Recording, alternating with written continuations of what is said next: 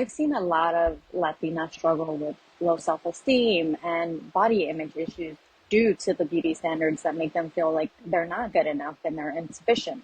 And these pressures can often lead to anxiety, in some cases, eating disorders. We almost distort our body image Mm-hmm. and because of these societal and beauty standards.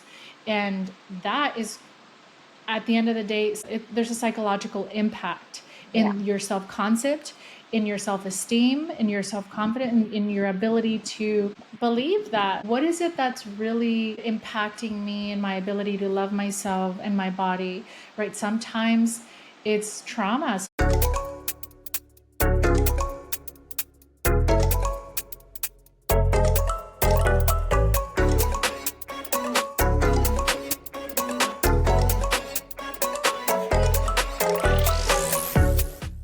Hola, everybody. Welcome to another episode of the Heal and Manifest podcast. I am your host, Cynthia Flores, and today I have a special guest. We are going to be talking about a very important topic.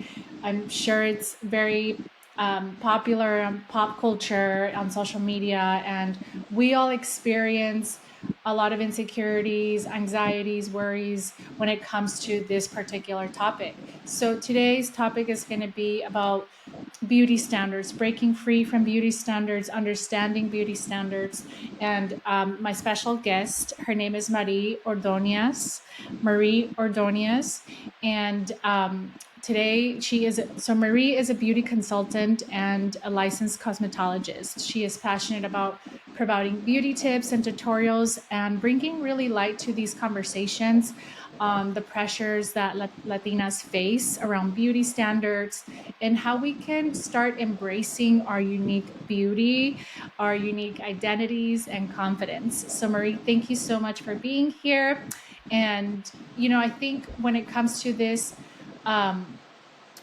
topic around beauty standards, we do see that there's just a lot of anxiety and insecurities that do come up. I think that online, everyone has sort of these highlight reels. I'm not saying that it's like completely fake, but I think with this whole concept, with even the filters, or when we're even just talking about the beauty industry or even the fashion industry, a lot of the times we don't see ourselves being represented, either our skin, our body types, right? And even though we're seeing that we're starting to see more inclusivity, I do think that there's just still a lot of pressures that do come around, navigating these beauty standards. So today we're going to delve deep into and unpack this topic.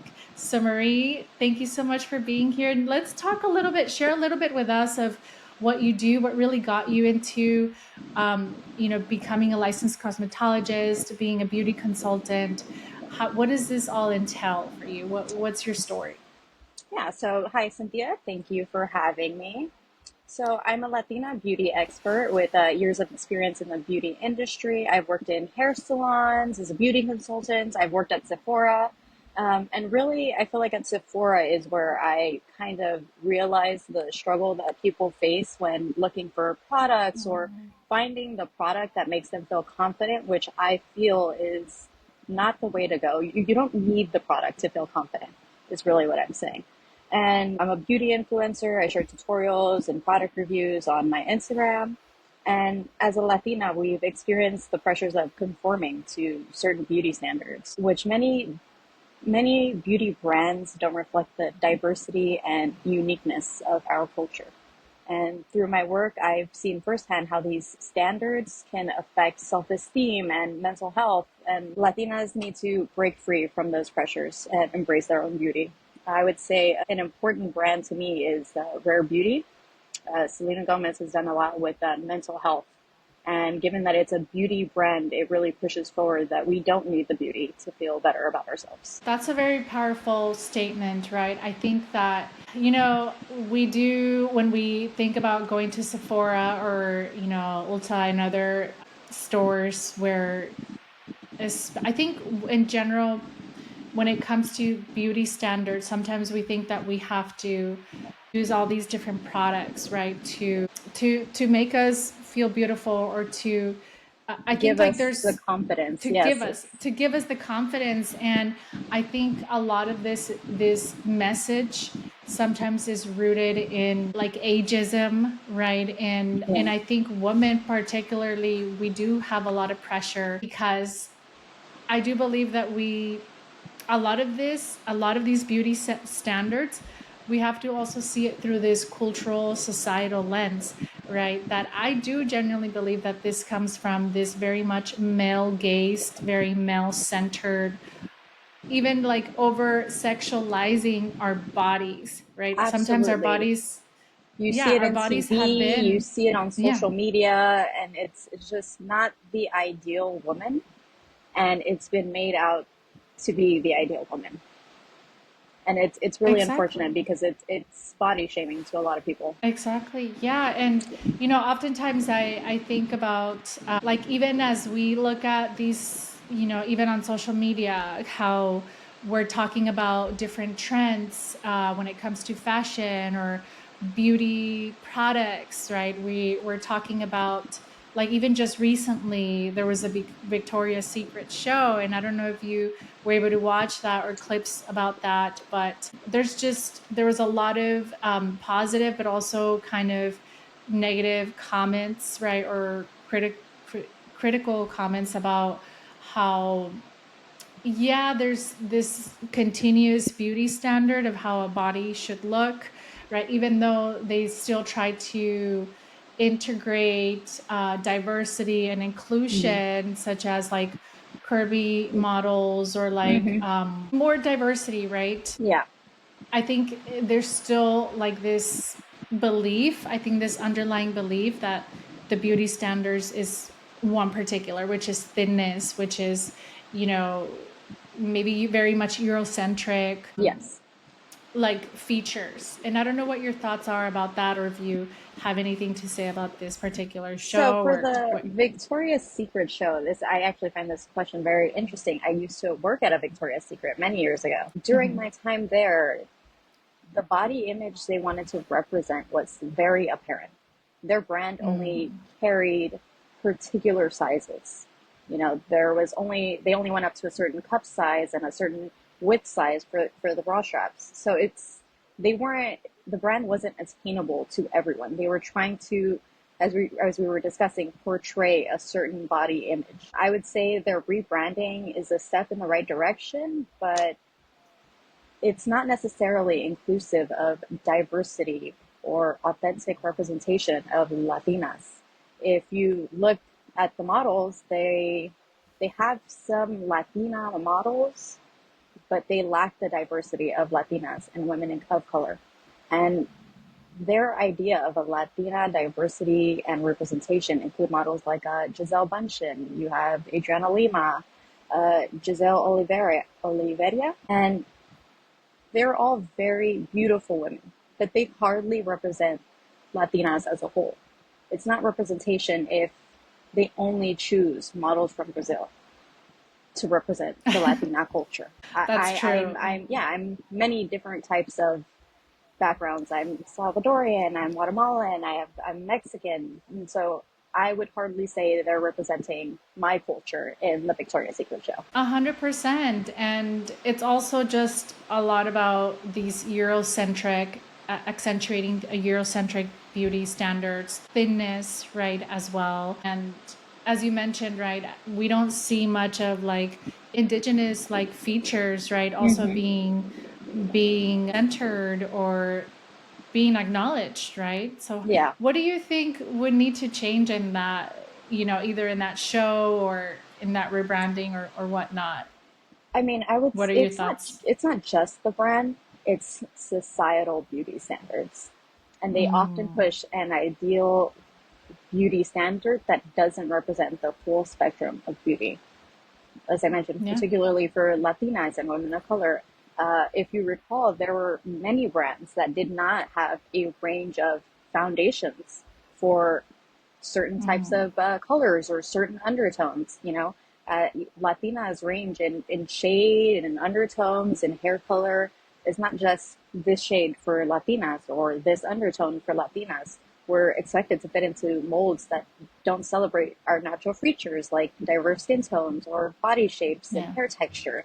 And unfortunately, brands aid in that struggle against colorism. Yeah. And it wasn't until recently that brands began to extend their shade ranges, which has included many different Latina and women of color shades. And it creates a conflict between embracing our cultural roots and conforming to the mainstream idea that doesn't really represent us as Latinas. That is so true. You bring a big point, and thanks for naming that. I think that it's like almost having to be pulled and pushed in these different directions, right? It's like, how do we, break free and not kind of follow the status quo or follow this standard that is set, but Mm-hmm. still, how do we also be part of it? Because I think that as a communities and Yeah. society and humanity, like, we want to feel a sense of belonging, we want to feel seen, we want to feel heard, we want to feel validated. So it's almost like, do we ever break free? Like, what are your thoughts on that? See, that's a really good point. It's hard to say break free or conform because of Mm-hmm. social media. Social media can be a double-edged sword. On one hand, it allows people like me, a Latina beauty influencer, to share content and celebrate the Latina culture. But on the other hand, the same platforms amplified the unrealistic beauty standards that we're trying to fight. The filters, the editing tools that are pushing features like lighter skin, slimmer faces, exaggerated features. It can lead to comparison and a distorted sense of beauty, particularly among younger users who still are trying to find how to fit in. See, as a teenager, you're looking for ways to fit in. You're constantly feeling insecure about yourself, and social media doesn't aid that need to belong.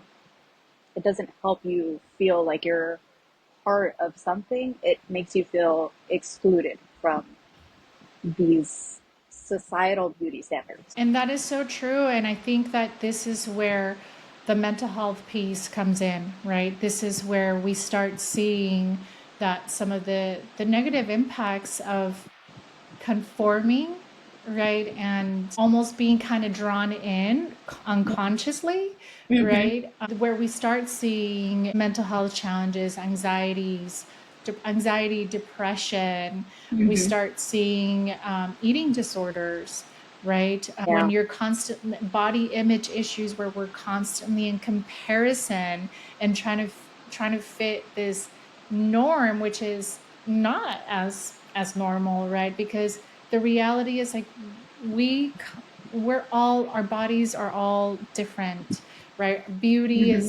is it's a spectrum, and I do believe that, especially teenagers, and we do see, and there's a lot of studies that even as adults, like, we're like, what the heck, like, how do we become aware? And we have that sense of social literacy when Yeah. we're in there on social media and scrolling, and we recognize these things. But I could just only imagine a teenager who doesn't have those inner and outer resources, who maybe doesn't have the capacity to be aware, like, and have that self-awareness and say, hey, Mm-hmm. well, I'm not going to compare myself, it's not going to impact me, I'm going to do XYZ to kind of, you know separate myself from that.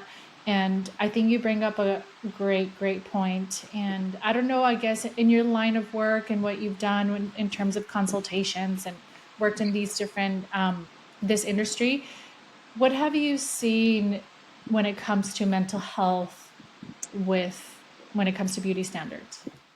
I've seen a lot of Latinas struggle with low self-esteem and body image issues due to the beauty standards that make them feel like they're not good enough and they're insufficient.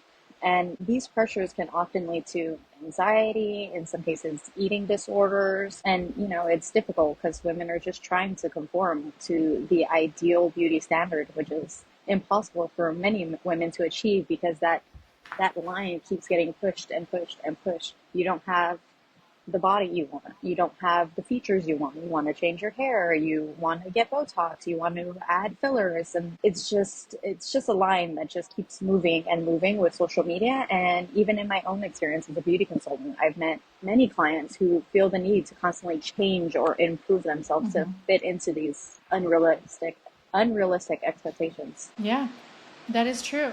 I think about like even the fitness industry, now we're seeing more on social media and it's been more normalized and a lot more in Latin American countries or South American countries like Colombia, Brazil.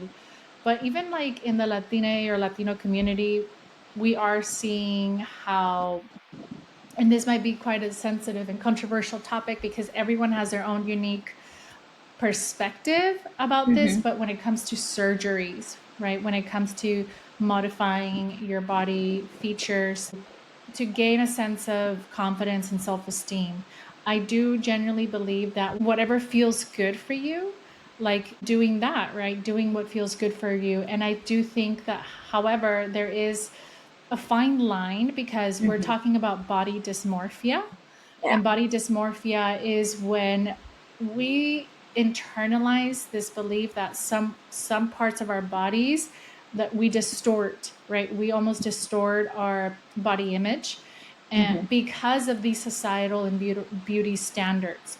And that is at the end of the day, it gives you there's a psychological impact Yeah. in your self-concept, in your self-esteem, in your self-confidence, in your ability to believe that, feel beautiful and feel good with yourself. So what people go through is they go through, yeah, there's the mental health aspect, but then there's also these societal norms and beauty standards that lead people to do these surgeries, Mm-hmm. right? To get Botox, to get changes in your face, in your body. What are your thoughts about this? And I know that this is a very controversial topic and everyone has their own opinions about this, but what do you think? I It's very difficult to say because for a while everyone was for getting implants and fillers and stuff like that, but recent studies have shown that these same implants and fillers can cause cancer. And so it's hard to say that I want you to put yourself through that so that you can feel better about yourself. It's a, as you mentioned, it's a very controversial topic, and I'm not necessarily for getting implants because of that reason. It creates a health issue, and Yeah. overall, you have to take the first step to embracing self-love and understanding that our beauty doesn't need validation from anyone else. So, Mm-hmm. like you said, this controversial topic can be viewed both ways. Before the studies came out, I'm sure a lot of people were for getting implants and stuff like that, but unfortunately, it's a health hazard. 100%. And it's a very sensitive topic because at the end of the day, I think people do whatever is going to feel okay for them. But I generally do believe that no matter how good you look on the outside, if you're not good on the inside, what difference does that make? I think again, going back to centering this over sexualized, because it is over sexualization of our bodies Mm-hmm. when it comes to getting your BBL, getting your boobs done, getting work done. I think it is part of the following these beauty standards, right? The beauty It trends, and absolutely also is. and centering. I do believe it is very much centering men. I don't know. There's something about that because why? What for what? To over For who? sexualize our Mm-hmm. bodies? Mm-hmm. For who, right? For who is that? Are you trying to meet and conform to this beauty standard? Is it really for you? Because, is having a big ass going to help you feel like genuinely good inside with your self-esteem and your self-confidence? Are you going to feel like you're worthy, you're lovable, like, or is it because you want this for the male gaze? You want this to kind of feel like somehow you conform and part of you belong part of this society, right? And Yeah, I mean, it's these are hard just because thoughts that it I'm feels throwing like, out there. yeah, it feels like Hmm. it is for the men than more than it's about yourself. Because as I mentioned, you're putting yourself through invasive surgery or you're putting stuff in your face, and sometimes you're not going to you're taking the risk of not going to the right doctor. And so is it really for yourself that you want to take that Hmm. risk, or is it to conform to these beauty standards? It's very difficult, Hmm. and I feel like it's unfortunate because some people have had to deal with botched surgeries or incorrect fillers. And what was it for? Who was it for? Exactly. And I've seen a lot of TikToks and videos, or I think there was one situation where I don't know if it was a woman or a man who went somewhere and they got a surgery and, or some kind of something With in the cement fillers. filler? Yes, I saw that too. Yes. It's And then unfortunate. they died. Yeah. They died. And it's really unfortunate that it has to get to that point for you to Hmm. feel good inside. And going back to how do we start building that's our self-esteem and our self-concept Hmm. first to determine, well, where is this body dysmorphia coming from, where is this dissatisfaction coming from, how what is it that's really impacting me and my ability to love myself and my body, right? Sometimes it's trauma, sometimes it's Hmm. feeling so disconnected from our bodies that we don't want to go there, we want to disassociate and disconnect. Sometimes it is this beauty standard, it is conforming to this norm and wanting to feel seen, loved, desired, chosen, right? So understanding where is this need coming from, this need to feel a sense of belonging and beauty, right? So I think it really starts with unpacking beauty. Like what Yeah. is beauty for you, what does beauty stand for you?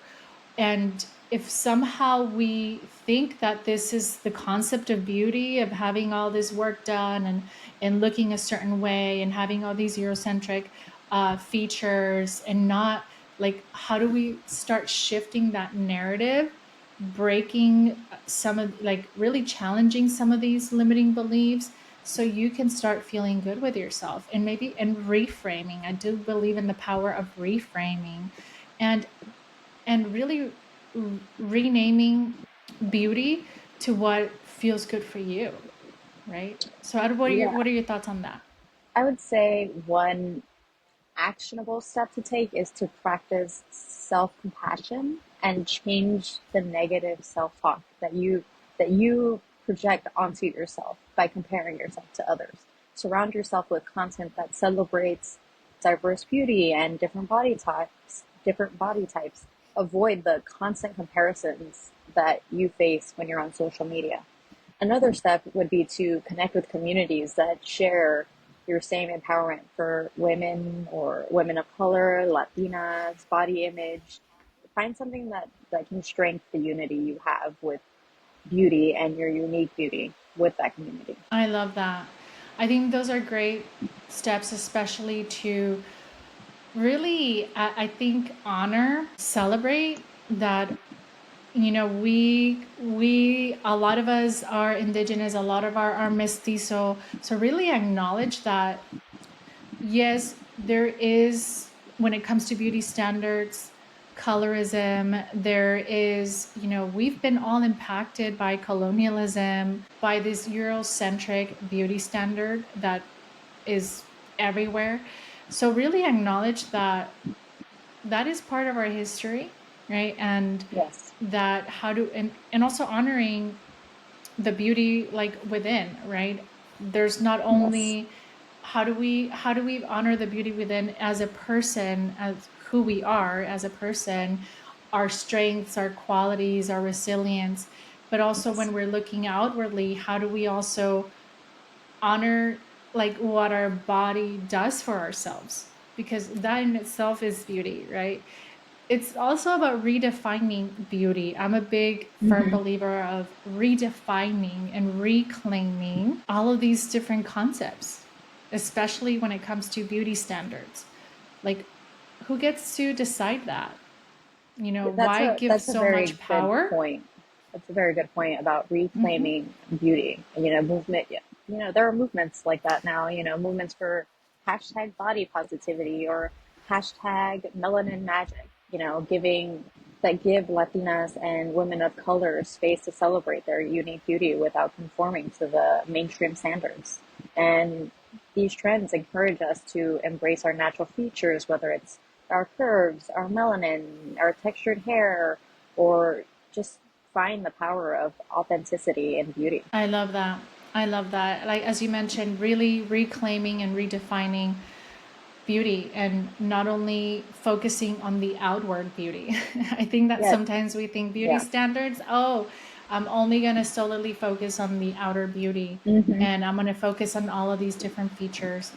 But it's also the inner beauty, right? It's our wholeness, right? Yes, And our history and our stories. I think that that's how we can also start reclaiming beauty, right? agree, agree. We should try to And shift the narrative from striving for perfection to honoring who we are as we are. It's very I love important. that. I love that. And also, I think that even when it comes to like ageism, right? I think there's a lot of fear of aging. And this is where we see this industry really Yeah, benefiting from our insecurities and our fears.